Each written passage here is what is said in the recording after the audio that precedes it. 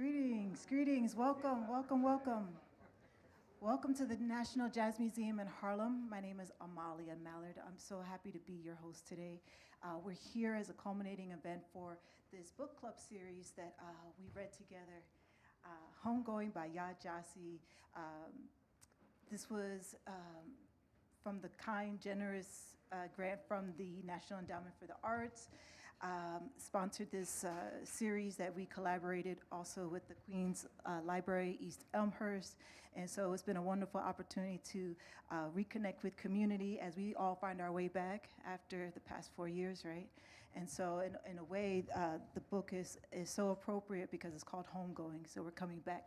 Home is where the heart is, so my heart is here with you. And so I'm glad that we can be gathered together. For the past 3 weeks, For the past 3 weeks, we've been looking at the book through the lens of 3 different themes. History as storytelling, because the author, Jaki, she accesses the historical archive. She draws on it to add her imagination to telling the story of a 300-year journey between 2 sisters, right? And so, like I said, history as storytelling. Then we also looked at freedom and struggle, laughter and tears, right? So this is a story about humanity through the lens of the transatlantic slave trade and following the fallout that happens with 2 different lineages and the impact, the global impact actually, right, that continues to impact us today too. We've been also featuring artists, archivists to be in conversation with us to navigate these themes. As well, we've been talking with musicians to help us explore and listen to some of the instruments that would have been the soundtrack, right, for these historical moments. And so today we are so pleased to have TK Blue and his ensemble here with us. And so I'd like to read a little bit of his bio to appropriately honor all of his accomplishments. TK Blue released Armor, his 11th CD, as a leader in 2017, cited as one of the best jazz recordings of the year by Downbeat magazine. Deeply indebted to organizations such as Jazzmobile, Jazz Interactions, the Henry Street Settlement, and the Muse for his own jazz studies, Blue remained committed to music education from pre-K to the graduate level. Having received a bachelor's degree in music and psychology from NYU and a master's degree in music education from Teachers College Columbia University, Blue taught at Roosevelt Pre-K, Suffolk Community College, Montclair State University, and Long Island University, where he was the director of jazz studies from 2007 to 2014. TK was commissioned by the NYSCA and Transart Incorporated to compose a new suite dedicated to the early presence of African Americans in the upstate New York Hudson Valley area. The result was a CD entitled Follow the North Star, based on the life of Solomon Northup and his memoir, 12 Years a Slave. Having lived close to 10 years in Paris, Blue was hired by the USIA to embark on 3 State Department tours of Africa. So in addition to playing music for us today, he's also going to be talking about some history and a tribute to some of the musicians that we talked about along the way. So please join me in welcoming TK Blue and his ensemble.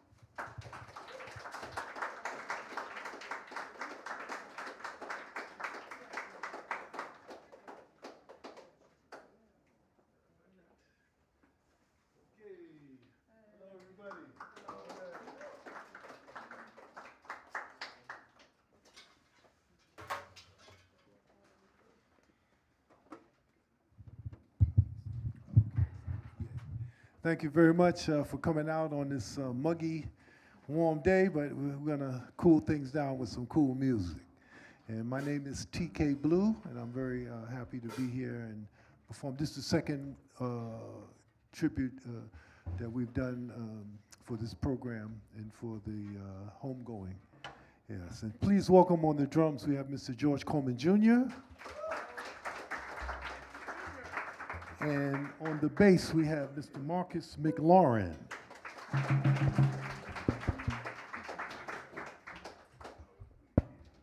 And on the piano, we have Mr. Alva Nelson. So now they wanted me also to pay acknowledgement to 3 individual great artists. One is from South Africa, and one is from Brazil, and one is from Brooklyn, New York. So we're gonna start with Brooklyn, and that's a gentleman named Dr. Randy Weston. We'll play a song of his first, and then we'll talk about him a little bit.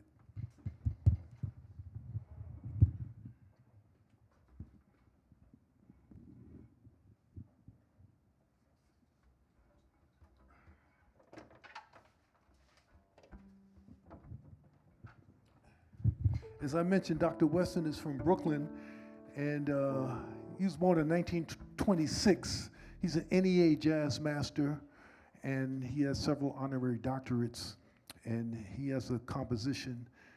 I recorded it with him many, many years ago on a record called Spirit of Our Ancestors, which featured the great Dizzy Gillespie. So we're gonna play for you now, African Village, Bedford-Stuyvesant.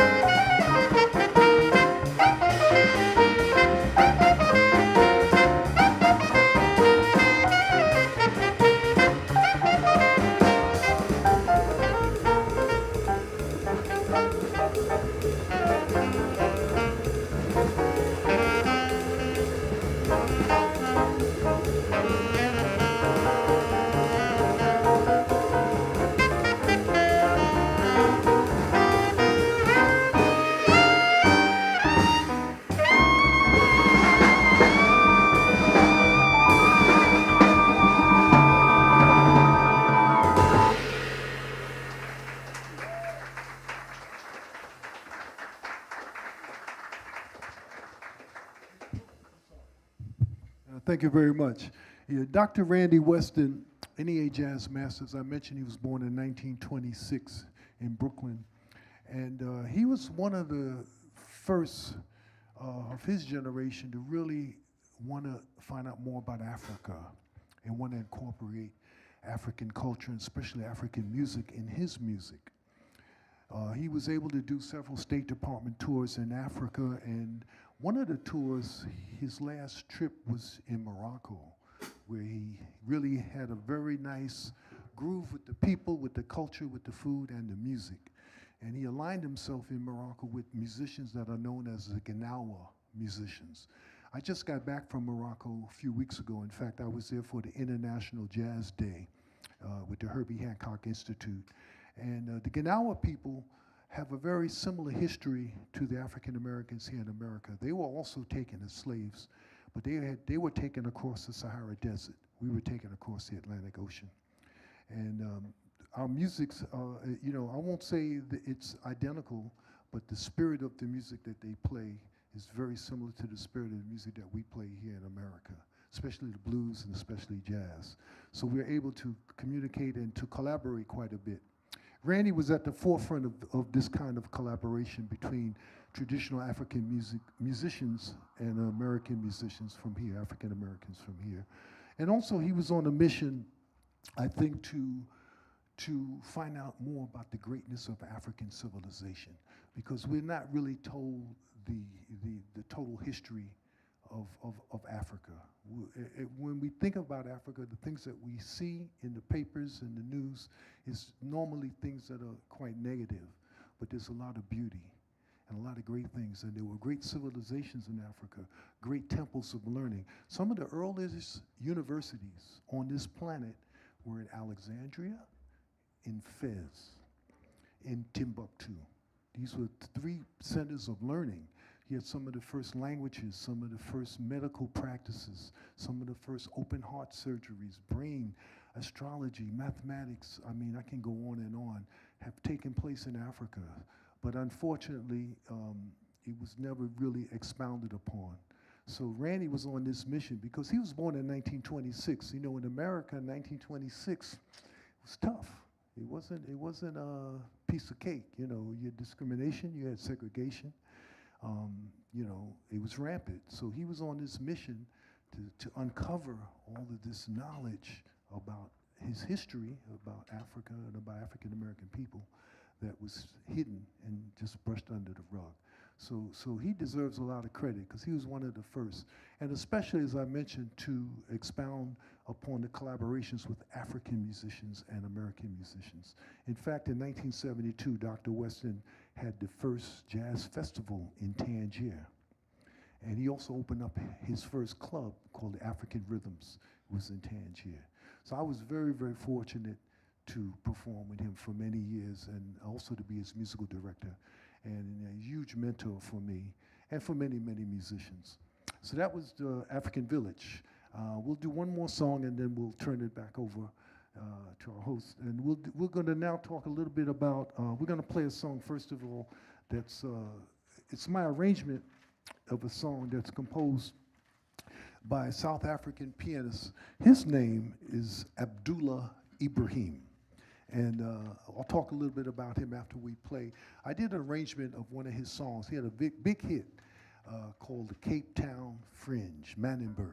And this song was so popular that Nelson Mandela, when he was in prison for 27 years, not for 27 years, the song, but when the song was recorded and he heard it in prison, it became the national anthem for the anti-apartheid movement in South Africa. You know, so they really loved this particular composition, and also Abdullah Ibrahim is a very, very incredible. He's also an NEA jazz master, and again, I've been quite fortunate to have performed with him very early in my career. I was right out of college. I went to NYU and Columbia, and after graduating, I got the gig with Abdullah right away, and I started traveling to Europe, and also I went to Africa for the first time with Abdullah Ibrahim. This year, he'll be turning 90. His birthday is October 9th, and he'll be 90 years old, so he's doing a lot of touring. Randy Weston, I don't know if I mentioned, but he passed away in 2018. He became an ancestor. Abdullah is still with us, so we're going to play one of arrangement of his composition, the Cape Town Fringe.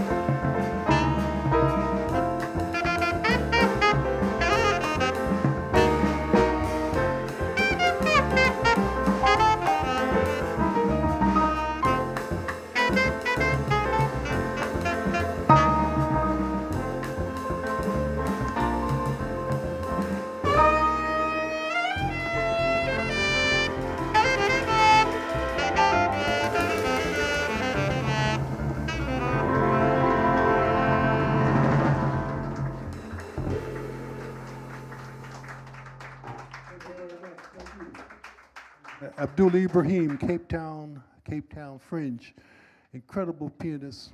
And if you have an opportunity, you should try to catch him. He comes through New York. In fact, I saw him the last time he was here about a year ago, a little less than a year. He was at the Blue Note. He's working primarily now with his group called Ikaya, which has, I think, 4 or 5 horns and a rhythm section. And he's a prodigy. I watched him do some quite amazing things on the piano, but he also retains his South African heritage, and he incorporates that into his music. The music of South Africa is very, very infectious, and it's, again, they have a jazz scene there that rivals the jazz scene here in New York. A lot of great musicians over there, and I guess because of the similar history, they went through apartheid, we went through segregation. So, out of these things, it's very interesting that we should take note that out of adversity, great things of beauty can be created. Because you think about it, out of the adverse situation of slavery, we created the blues, we created jazz, music that is widely played all over the world by all kinds of folks of all different countries and nationalities. Same thing in South Africa. Out of the terrible situation of apartheid, they created some great music. So we're very, very blessed to honor these 2 gentlemen, both of them NEA Jazz Masters. I'm going to turn it back over to our host now, and then we'll continue with our presentations. Could you give us his name again? This last composer, Abdullah Ibrahim. When he first came on the jazz scene, he was known by his nickname, which was Dollar, like the U.S. dollar, Dollar Brand, B-R-A-N-D. And I was trying to find out information as to how did that nickname come about.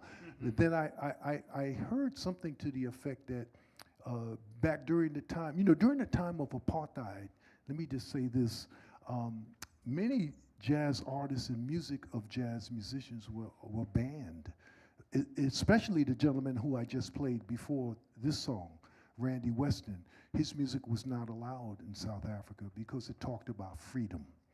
It talked the truth. It talked about cultural heritage, being proud that you come from Africa. They didn't like that, so they banned his music. So Abdullah had to go through the same thing.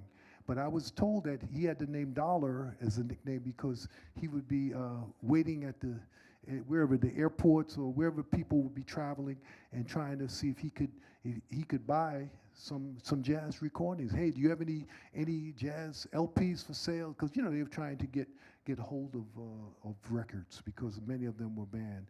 This same thing happened in many places when jazz was being born in America, because it was so new. But that's his name is Abdullah Ibrahim. He's 89. He'll be 90 this year, October 9th. It will be his 90th, so I'm sure he's going to be doing a bunch of things in town. And in 2 years, in 2026, Dr. Weston will have his 100th centennial. If he was alive today, he'd be 98. And so we're going to be doing a lot of things, performing his music around town. TK, I'm so glad that you mentioned and you talked about adversity and the beauty that comes out of the ashes, right? Because what we've been looking at for the past 6 weeks with this book is working in the conversation with artists and musicians, visual artists and musicians. We've discovered, how integral it is to the human experience, that art is what we do, right? It's what we do with the ashes, right? And so with these 3 themes, we had history and storytelling, like I said before, and laughter and tears and freedom and struggle. And working with, in conversation with each of these artists, I want to name them, Noel Lorraine Williams, Stephen G. Fullwood, and Jamie Todd, who were our guest speakers in conversation with Abdul Moop, Aaron Bowie, and Loli De La Rosa. And together we had such a rich conversation about some of the things that you've already talked about. But I want to emphasize for our audience how much we take for granted the arts, right? That it's part of our soundtrack, it's part of our daily experience, right? Even the sounds outside our door, right? New York is very noisy, right? And this book over the past 6 weeks has taken up so much of mental space. I'm even dressed on theme today. So I hope that folks will engage with the book and engage with some of the themes that I've mentioned and engage with some ideas. And hopefully this is a book that helps us to work through some of our ideas, some of myths, some of the things that we take for granted. And so on that note, I want to not take for granted the music, right? You mentioned something else about Abdullah not being able to access music, right? And how being forbidden. And one of the things that, since this book covers 300 years, in 1739, the drum was forbidden, right? The talking drum. Because there was a rebellion, and the slave owners at that time, owning enslaved people, thought that the enslaved people were able to organize because the talking drum could travel, the sound could travel for miles, right? And so that drum was forbidden. But we see that we have preserved the drum because percussion, anything can be percussive, right? And so it is almost maybe not a minor miracle that we still have music in our instruments, right, and that we can hear them today. So on that note, I'm going to turn it back over to you. Thank you. That's a very good point. Yeah, that's a very, very good point about, she mentioned the talking drum. Now, for those who don't know what it looks like, the talking drum looks like it's about this tall, and it's shaped like an hourglass, and it has strings on the outside. And you put it under your arm, and when you have a stick, when you hit the head, if you squeeze the strings, it tightens the skin and it changes the pitch. So with the talking drum, you can actually communicate. You can have a total conversation with somebody maybe a mile away. You can be playing and they can hear you and they can respond. So yeah, that's a very, very good observation. The thing that I think is very, very important to understand too is that music is a sacred art. Music brings people together. It's culture. And in Africa, for example, you all would not be sitting. You would be dancing, because there's no such thing as audience and group. We're all a one family. So we would play, somebody would be singing, somebody would be playing some percussion, somebody would be dancing. It's all one. And that's the very important thing about music, especially coming from the continent of Africa, traditional music. Because there you have music for every single aspect of life, from the time you were born to the time you pass. And all in between, you have certain types of music to commemorate, to celebrate these different paradigms that you find yourself in as a certain age, going to manhood, harvesting, all of the different things, weddings, funerals. And this instrument, for example, which I'll play a little later, is played by African griots.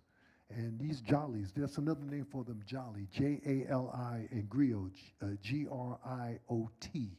And these are the oral historians of their society. So they know the history of their people. They can go back 100, 200, 300 years. And you would have a celebration. For example, let's say one of your relatives is getting married. You would hire a griot or jolly to come to the wedding, and they would sing praises of your family. They would talk about your grandfather, how great he was, or your great-great-aunt, where she lived, what kind of work she did. Your great-great-great-great-great-grand-uncle, what his name was. They know all of this by memory, and they pass it down to their prodigy. They pass it down to their children, and they in turn keep the history alive and keep the history vibrant. So those are two gentlemen we focused on. The last gentleman we're gonna pay tribute to is a very special gentleman, Hermeto Pascual. And he's still definitely with us. His birthday is actually this year's too. He's born in 1936, so I think 36 or 38. Let me double check, but he's up there in age. He's born in 36, so yeah, he's up there in age. And Hermeto is still with us. He's from Brazil. northern part of Brazil. And Hermano is a very unique individual because he is albino and he cannot tolerate the sun. So he spends most of his time inside and practicing. So he plays like 10 or 15 different instruments, all exceptionally well. I had a chance to see him quite a bit when I lived in Paris. His band would come through.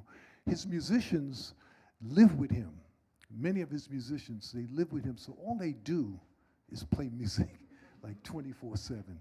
So, you know, he came on, I saw him in Paris, he started playing saxophone, he played the flute, he played the piano, he played trumpet, and quite unusually, he's been known to play animals.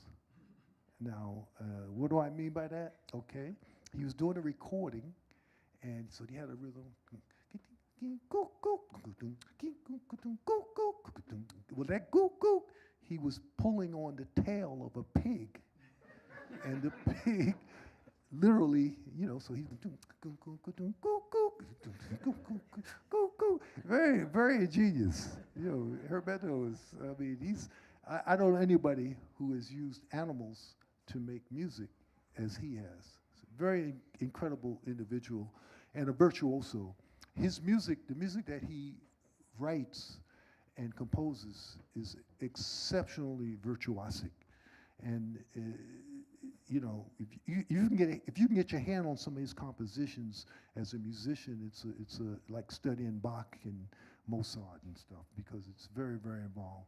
I was so moved by his performance in Paris that I composed a song dedicated to him. We're going to play it for you now. It's called Shades of Bahia. Bahia is a region in Salvador in Brazil that has a lot of African retention. When you go to Bahia, you almost think you're in West Africa because of the music and the people and the customs, you know. So, you know, when African people left, when they were either, well, mostly they were taken as slaves from Africa to all parts of the world, you're going to find this African retention of music. Brazil, Cuba, Jamaica, Trinidad, all the places where they were taking, you're going to find some roots of their music embedded in the traditional music of Africa. So we're going to play for you now, Shades of Bahia.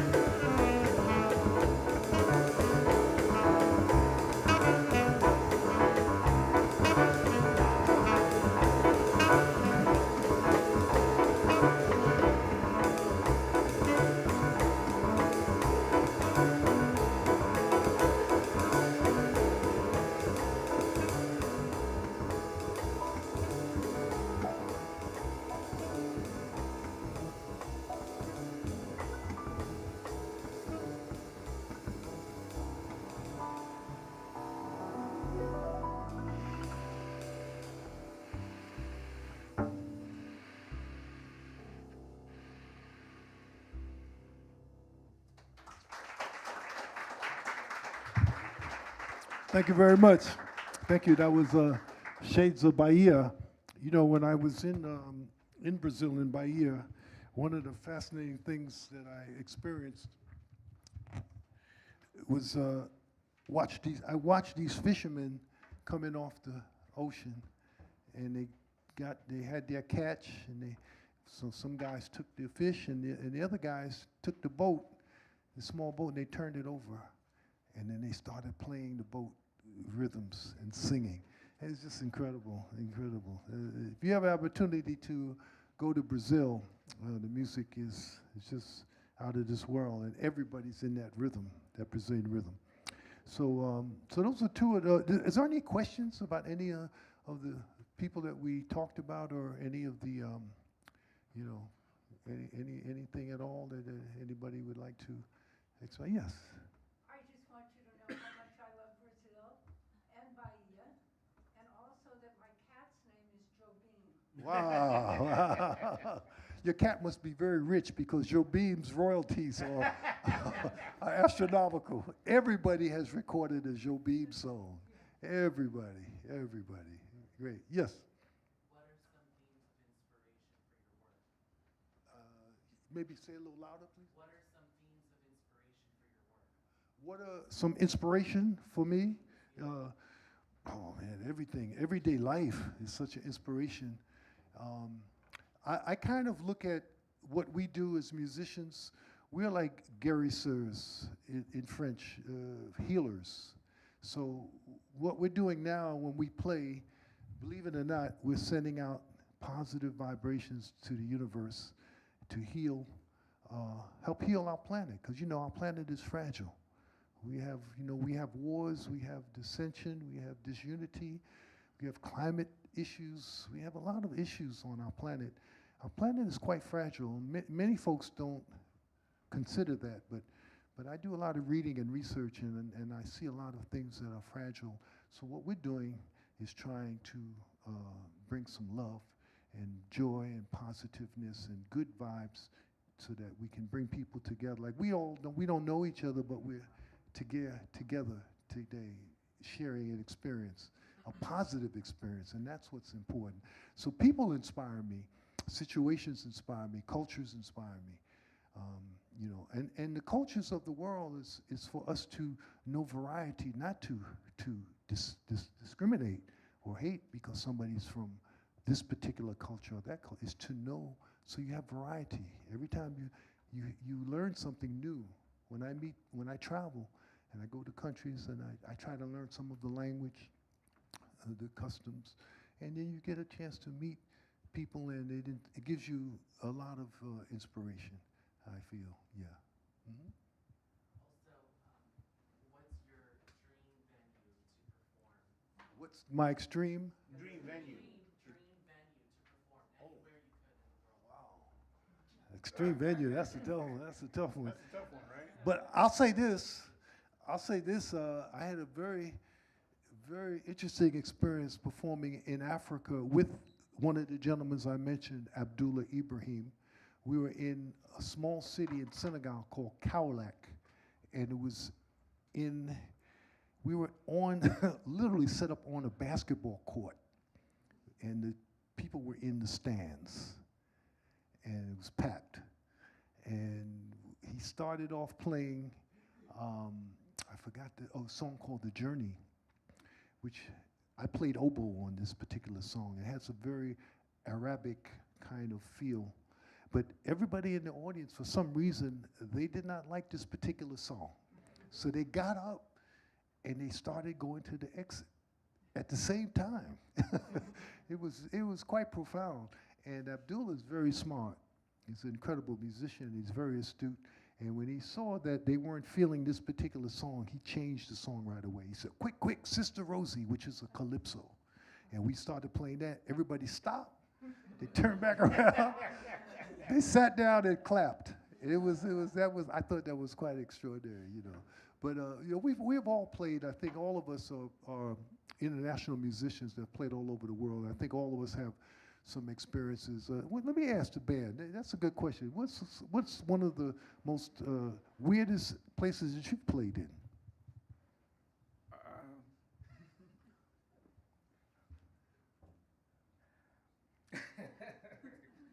it's a few, but Okinawa jumps out at me. Which one? Okinawa. Okinawa.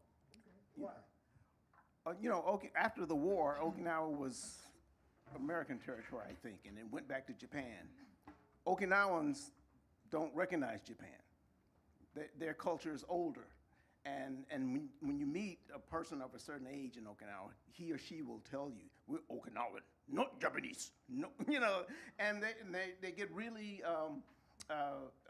into it. You know, I don't know a whole lot about the culture, but we were over there at Monza Beach, a resort, and on Okinawa Island is Kadena Air Force Base, a huge military structure. And I met a guy over there from Harlem, of all places, and he took us scuba diving. We had, but it was you know, I had to get off of the resort to go into the city to you know. So I would ride my bike. We were riding bikes every day. Me and who was this with? Larry Johnson and Debo and you know. But I remember, and this has been some time ago, 20 years, you know. I've been to a lot of other countries, but that sticks out, you know.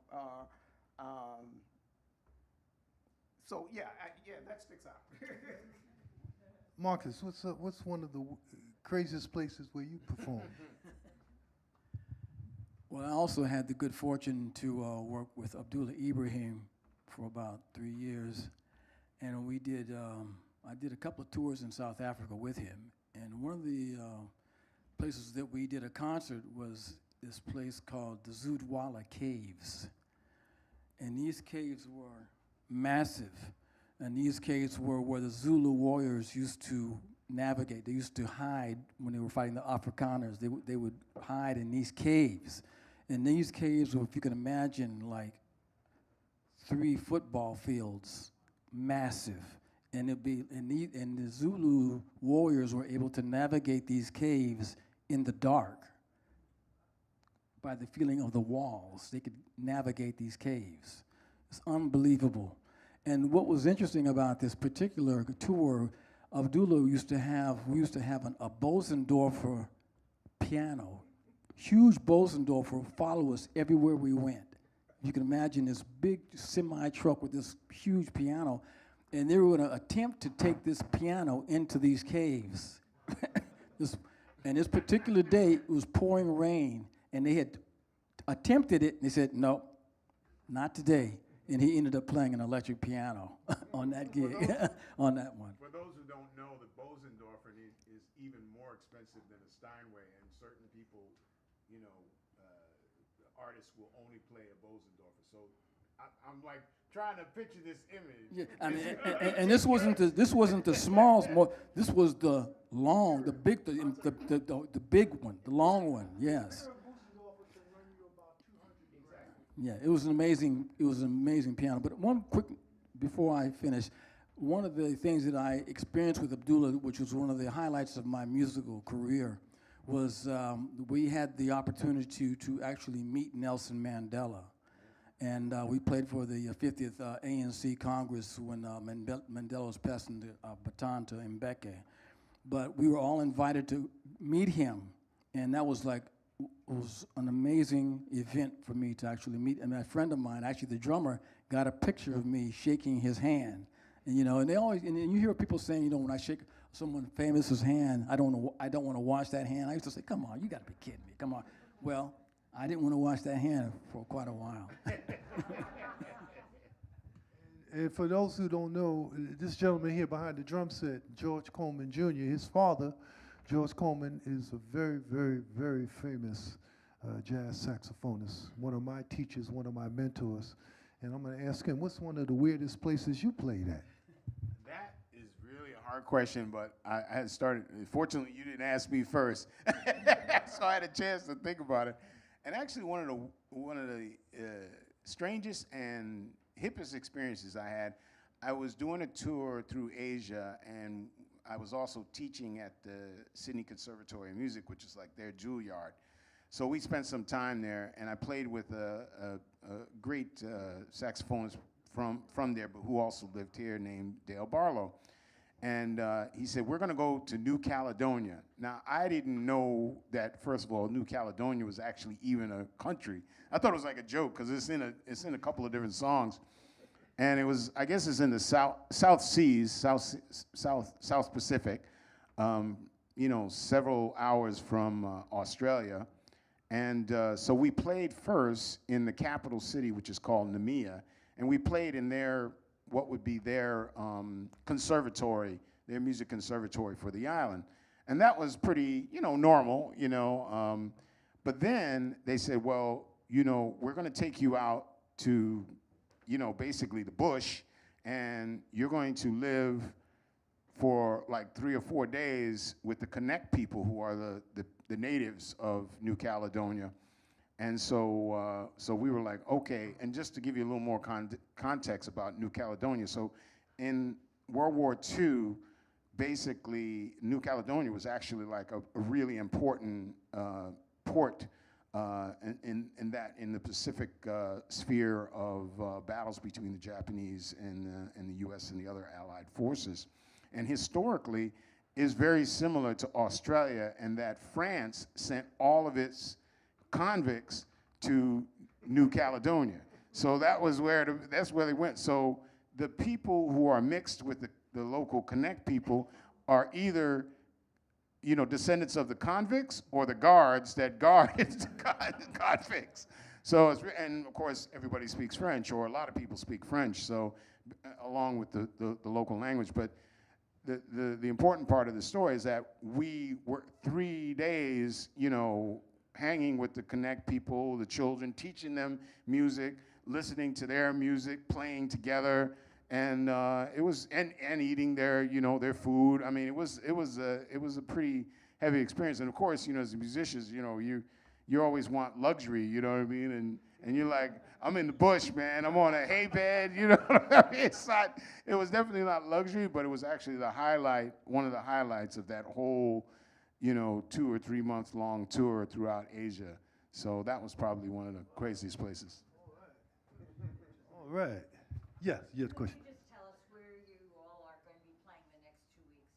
Well, we're playing in the next 2 weeks. Well, we're all playing in different groups and different things, but I think for me, if you would go to my website, it has my schedule, www.tkblue.com. And you'll have that schedule here. My next show in New York, in fact, George is going to be, and I think, are you on that?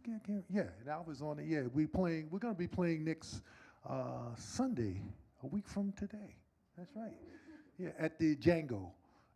That's a part of the Roxy Hotel downtown, 2 blocks below Canal Street. Yeah, George is on that. You on that? Yeah, that's right. Yeah, the Django.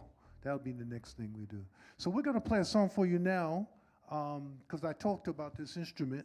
So I think we should play a song for you. This one is called this song is called "The Wise One Speaks." By the way, a lot of the music that we've been playing, you can find on my new recording, TK Blue, The Rhythms Continue. I only sell them for $10 because most people don't even have a CD player anymore. But if anybody does have a CD player, you're interested, please come up and see us after the performance. And we're going to do for you now a song called The Wise One Speaks.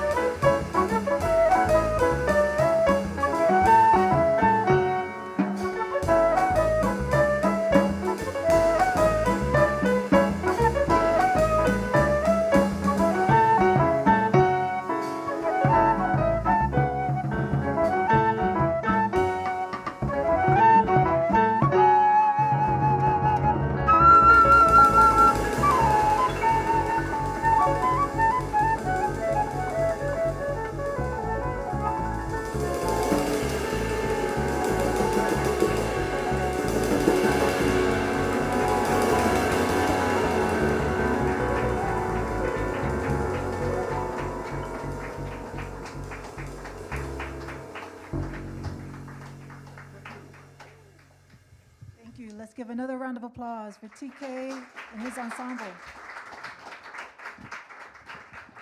I want to thank you all for coming out on this very hot and humid day in New York City on a Sunday.